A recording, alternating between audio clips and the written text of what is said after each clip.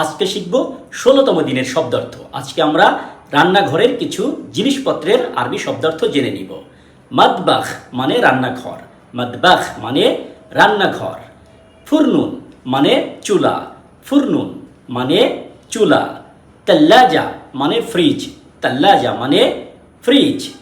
মুকাইয়েফ মানে এসি, মুকাইয়েফ মানে এসি। কিদর মানে পাতিল, কিদর মানে পাতিল।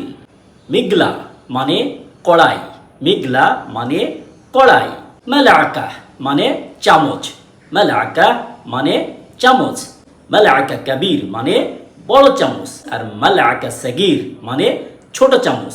যদি বলি যে কাটা চামচ তাহলে তার আরবি হবে শোকা, শোকা মানে কাটা চামচ।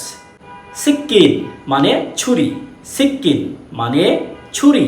শাহান মানে প্লেট, শাহান মানে প্লেট। কুব মানে গ্লাস, কুব মানে গ্লাস। মাগাস মানে কাঁচি, মাগাস মানে কাঁচি। গাসিল মানে ধোয়া বা ধোলাই করা, গাসিল মানে ধোয়া বা ধোলাই করা। সাবুন মানে সাবান, সাবুন মানে সাবান।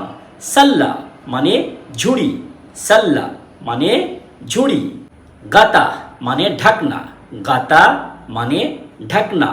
সিনিয়া মানে ট্রে বা প্লেট, সিনিয়া মানে ট্রে বা প্লেট।